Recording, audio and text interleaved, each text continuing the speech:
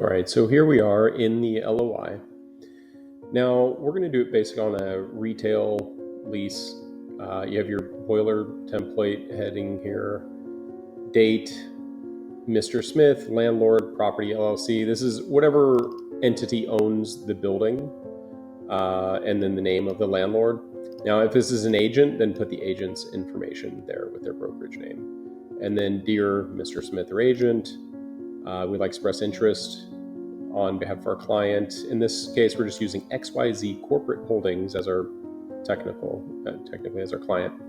But I want you to notice that it says not intended to be a binding agreement. So just remember that LOIs are not legally binding if stated here. Now, maybe there's some other implications there, but for these purposes and moving forward, when you're negotiating letter of intents, you should consider them non-binding. For that reason, we don't even usually have people sign them. So moving on, put the landlord's information, tenant name. Again, these are going to be entities, right? Not personal names.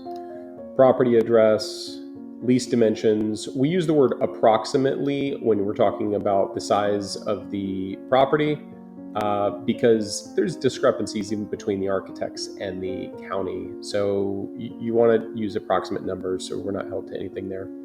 And it's rentable square feet. Now, that means, so it's not total square feet. We're just talking about the rentable square feet here. And there's a difference there because, essentially rentable square feet is the part that the tenant occupies or can use, also known as usable square feet. And then total square feet might include more things, elevator shafts or other common areas and things like that. Lease term, it's usually 3 to 5 years. So I just put 3 years in there as a placeholder for now. Commencement date, I like to use an actual date here. Now, some tenant reps will change that to be, when landlord provides build out and blah, blah, blah, blah. It's better to have a solidified date. You can tie it to other contingencies. But again, to keep this simple, we're not going to get into build out and concessions. We're just talking about a simple lease. Rent commencement date is different. Rent commencement date is the date that the rent starts. Okay. It technically doesn't start on month one because if you think about it, month one is covered when you rent a commercial unit, you're typically paying first month, security, and last month's rent. Okay. So those are considered prepaids in the industry. Now, in this case, let's assume there's 3 months free. Okay, we know the first month's already paid for. So then the following months, May, June, so we got July, August, and September would be considered free rent in this case. That's just what we're doing for these purposes. Okay, and so then the rent wouldn't commence until October. All right, and so then that's when the regular rental payments start, and that's considered a rent commencement date. So the rent is commencing, in this case, on October 1st. We're asking for 3 months of free rent. Base rent, we always do this on a per square foot basis, right? And that's because, again, the spaces aren't, you don't want to do a monthly amount. Try to keep it as a per square foot. They'll do the monthly amount in a cut sheet later on. The common area maintenance, the CAM costs, we're just putting in $7 per square foot. Where we're at in Florida, it typically ranges between $5 and $6.50 a square foot, I would say, here on the West Coast, and it is the year 2024, so that obviously plays into it. And I keep doing that. I'll try to cut that out. All right, so moving on. Lease type, modified gross. This is going to be the majority of leases from my experience. Now, if you're dealing specifically with triple net buildings, franchises, Taco Bells, these kind of things, you're always going to find the absolute triple nets. It's just much easier on freestanding buildings. On the multi-tenanted plazas and medical office buildings, a lot of times these are modified gross. So you have your gross rent, which essentially is the tenant just pays their rent and everything's included. We don't see those often anymore.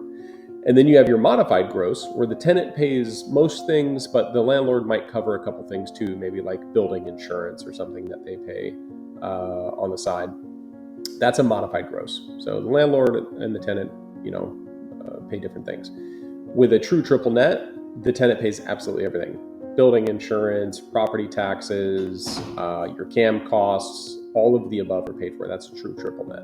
And so make sure you know what the landlord's offering and put that in there. Then operating expenses, we put a placeholder in here, just telling them to provide us the OPEX for that property. If there is any additional expenses that might come up, we want to know about them.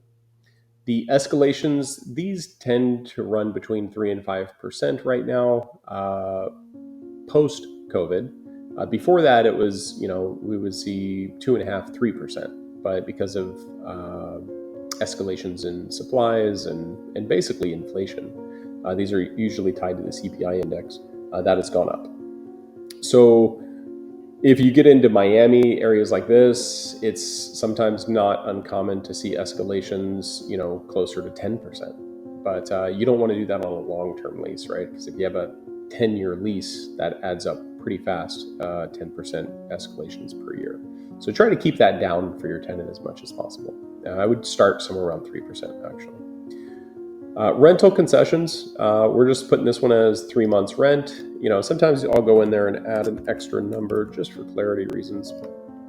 Landlord to offer 3 months of free rent. I like to capitalize the terms. You'll typically see that's done in contracts. And that's it. So those are rental concessions. Now, again, build out, TI allowances, those are separate things. We're not going to get into here. Taxes and fees, this is just telling the landlord to provide any additional taxes that the tenant may accrue. Options is important. Again, we're going to capitalize the terms here, but this one's saying tenant shall have 2 options to renew the lease, each for a term of 3 years. Okay, the word lease is typically capitalized. That just means, if I can spell correctly, that just means they have the ability to renew their lease twice, each one at 3 years. Security deposit, this is typically going to be 1 month's rent. If they're a good credit tenant, it could be even less. If it's a national company, like we're dealing with a national radiology company right now, that's going to be, they're not going to put a security deposit down. They have, 50 locations, 100 locations, and they're going to be going off their corporate guarantee. So it's a separate thing.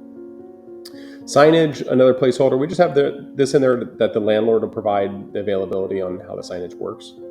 It's going to be important to tenants, especially in retail. In office, it's typically in the lobby, in like a plaque holder. Parking, especially important. You want to get that clarified before you go to negotiations, because this is always a potential deal killer. So, if there's usually a ratio like 4 spaces per 1,000 square feet or whatever it might be. Find out what that ratio is from the city or from the landlord and figure out how many parking spots are going to be allocated to your tenant. And are any of them exclusive parking spots? Are they going to get their little sign put out front? Zoning, this says landlord will make reasonable efforts to find out what the zoning restrictions are. You can take this out of most of the leases. Most of the time you're going to be, you have a company that's looking, a medical tenant that's looking to move into a building that used to be medical. Second generation space, usually zoning is not going to be an issue. Still check with the city to see what's applicable there to make sure that your tenant is able to actually move in, and ask the landlord to do it too. Most of the times they won't do it, but it's good to inquire. We keep this brokerage disclosure on here. Again, this is another templated part, but the part that's not is the actual commission. And here we've got 3%. As pursuant to 475 from the Florida statutes, we're disclosing we're a real estate brokerage and the commission shall be paid by the landlord because we're the tenant rep. And this part's negotiable. So if we're representing the tenant, a lot of times I'll put 4%. Okay. And again, it's negotiable. This is the year 2024. So the realtors just went through a big class action suit And so you'll see how important it is to make sure that you are clear with your clientele that these are negotiable terms. But we try to get as much as we can from the landlord when we're representing the tenant. And so that's negotiable there. We put it as net 30 terms because we want the landlord to pay up upon execution of the lease. And we can get into those structures later, but for now. Third page, we're getting governmental compliance. Now, if we're representing the tenant, we want to request that the landlord update,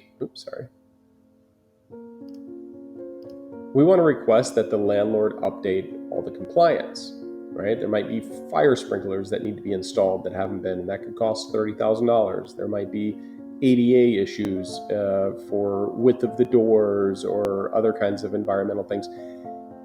This is important to negotiate upfront before you sign a lease. Okay, we've seen it in the past where tenants move in and they said that they'll pay for any of the issues that come up, and a fire sprinkler came up, and it was a $35,000 bill that the tenant had to fork up.